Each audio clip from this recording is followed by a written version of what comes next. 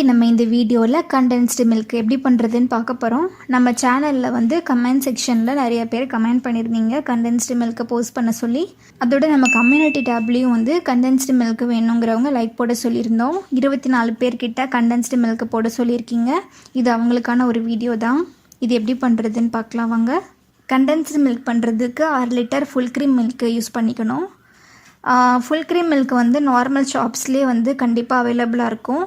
நீங்கள் என்ன பிராண்டில் வேணாலும் ஃபுல் க்ரீம் மில்க்குன்னு சொல்லி கேட்டு வாங்கிக்கலாம். ஒரு கடாயில் 1/2 லிட்டர் பாலை ஆட் பண்ணிக்கணும்.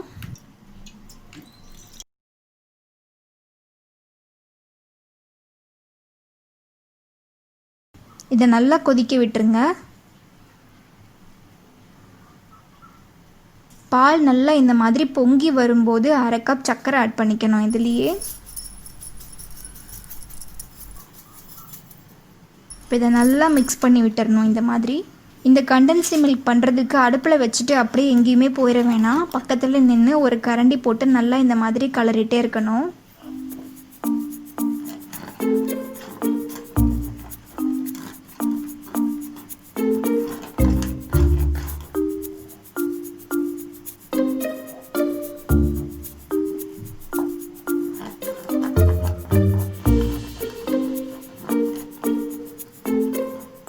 பால் நல்லா பொங்கி வரும்போது இந்த மாதிரி நல்லா கலரி விடணும்.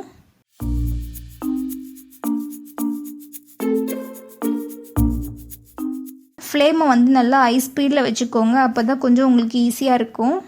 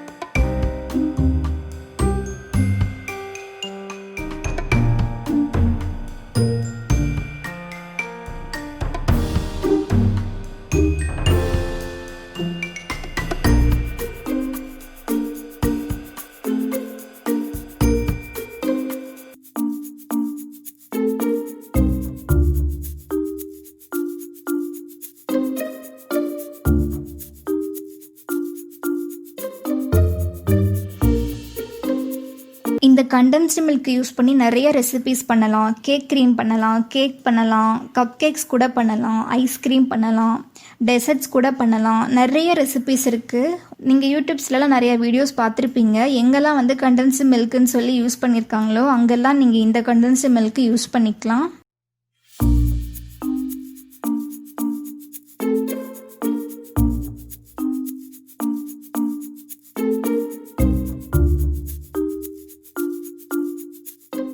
பாருங்கள், பால் நல்லா நம்ம பாயில் பண்ணவே இந்த மாதிரி குறைஞ்சி வரும்.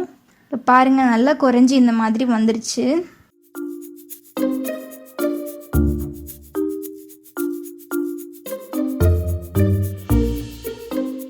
இப்போ கரண்டி வச்சு கலரும் போது இந்த பால் வந்து இந்த மாதிரி ஒட்டாமல் வரணும். இந்த ஸ்டேஜில் 1/4 ஸ்பூனுக்கும் கம்மியாக பேக்கிங் சோடா ஆட் பண்ணிக்கணும். பேக்கிங் சோடா ஆட் பண்ணதையுமே கைவிடாமல் நல்லா கரண்டி போட்டு இந்த மாதிரி கலரி விடணும். பால் நல்லா பொங்கி இந்த மாதிரி ஃப்ளஃபியாக வரும்.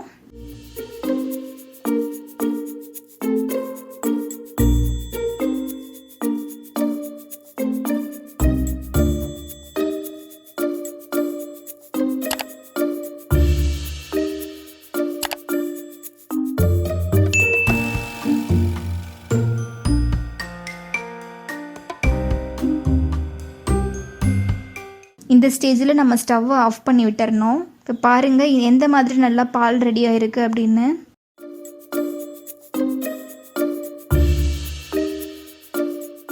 ஒரு சிலர் வந்து இதை நம்ம ஷாப்லேயே வாங்கிட்டு போயிடலாம், இது எதுக்கு வீட்லேயே பண்ணணும் அப்படின்னு சொல்லியெல்லாம் கமெண்ட் பண்ணுவீங்க.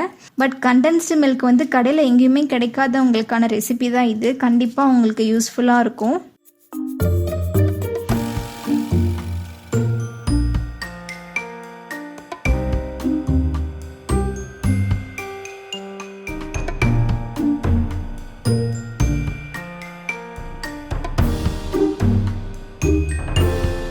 பாருங்கள், கண்டென்ஸ்டு மில்க் ரொம்ப சூப்பராகவே ரெடி ஆகிடுச்சு. நம்ம இதோடையே அப்படியே யூஸ் பண்ணிக்கலாம். ஆனால் நம்ம ஷாப்பில் வாங்குகிற கண்டென்ஸ்டு மில்க் வந்து நல்ல சாஃப்டாக ஸ்மூத்தாக இருக்கும். அந்த ரிசல்ட் வர்றதுக்காக நம்ம இதை ஒரு மிக்சர் ஜாரில் ஆட் பண்ணிவிட்டு இதை நல்லா வந்து பேஸ்ட் மாதிரி அரைச்சி எடுத்துக்கணும்.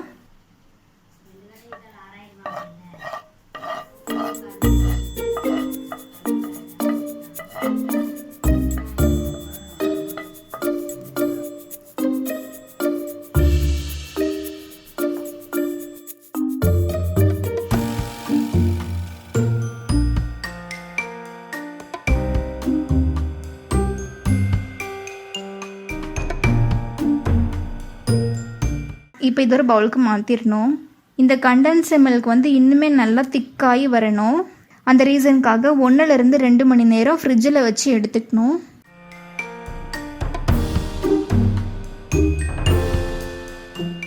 பாருங்கள், நான் 2 மணி நேரம் ஃப்ரிட்ஜில் வச்சு எடுத்துக்கிட்டேன். இப்போ மேலே வந்து இந்த மாதிரி வெள்ளை கலரில் நுர பொங்கி வந்திருக்கும். அதை நல்லா மிக்ஸ் பண்ணி விட்டுறணும்.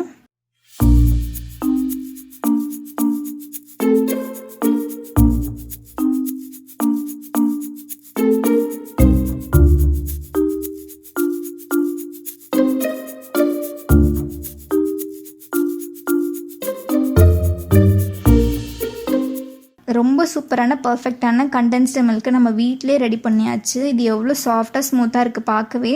நம்ம சேனல்லேருந்து கேக் ரெசிபீஸ் எல்லாம் பார்த்துட்டு சமீஹா அப்படின்ற சிஸ்டர் வந்து ஒரு கேக் பண்ணி நமக்கு சென்ட் பண்ணியிருக்காங்க. ரொம்பவே சூப்பராக பண்ணியிருக்கீங்க சிஸ்டர். கேக்குடைய மேலே பார்த்தீங்க அப்படின்னா சாக்லேட் கிளேஸ் பண்ணியிருக்காங்க. அதை சுற்றியுமே வந்து சாக்லேட் ஃப்ரோஸ்டிங் பண்ணியிருக்காங்க. ரொம்பவே சூப்பராக வந்து பண்ணி அழகாக டெக்கரேட் பண்ணியிருக்கீங்க சிஸ்டர். ரொம்பவே அழகாக இருக்குது. தேங்க்யூ ஸோ மச் சமீஹா, நீங்கள் இந்த பிக்சர் ஷேர் பண்ணதுக்கு. நம்ம சேனலில் வந்து டுட்டி ஃப்ரூட்டி ரெசிபி வந்து அப்லோட் பண்ணியிருந்தோம். அதை பார்த்துட்டு ஷெர்லின்ற சிஸ்டர் வந்து ரொம்ப அழகாக ஒரு பவுல் நிறைய கலர்ஃபுல்லாக வந்து டுட்டி ஃப்ரூட்டி பண்ணியிருக்காங்க. அது அழகாக ஒரு ஜார்லேயும் ஸ்டோர் பண்ணி வச்சுருக்காங்க. தேங்க்யூ ஸோ மச் ஷெர்லி, நீங்கள் இந்த பிக்சர் ஷேர் பண்ணதுக்கு. நெக்ஸ்ட்டு ஆஷா மேரின்ற சிஸ்டர் வந்து ரொம்பவே சூப்பராக வந்து ஒரு கேக் பண்ணியிருக்காங்க. அழகாக டெக்கரேட் பண்ணியிருக்காங்க. ரொம்பவே இம்ப்ரெசிவாக இருக்குது. இந்த கேக் டெக்கரேஷனுக்காக இவங்க ராயல் ஐசிங் யூஸ் பண்ணியிருக்காங்க. அதுவும் வித்தவுட் எலக்ட்ரிக் பீட்டரில் பண்ணியிருக்காங்க. நம்ம சேனலில் ஆல்ரெடி வித்தவுட் எலக்ட்ரிக் பீட்டர் வச்சு ஒரு கேக் க்ரீம் ரெசிபி போட்டிருந்தோம். கண்டிப்பாக அவங்கள நம்ம அப்ரிஷியேட் பண்ணணும். ராயல் ஐசிங் வந்து எவ்வளோ கஷ்டம்னு சொல்லிட்டு நமக்கு தெரியும். ராயல் ஐசிங் வந்து பீட் பண்ணுறது அவ்வளோ ஈஸி கிடையாது. அதுவும் அது வித்தவுட் எலக்ட்ரிக் பீட்டரில் ரொம்பவே சூப்பராக பண்ணியிருக்காங்க. கேக் டெக்கரேஷனுக்காக அவங்க மேலே ஃபுல்லாக வந்து சாக்லேட்டை நல்லா வந்து துருவி போட்டிருக்காங்க. சென்டரில் பார்த்தீங்க அப்படின்னா ஜெம்ஸ் சாக்லேட்டை வந்து அழகாக வச்சுருக்காங்க.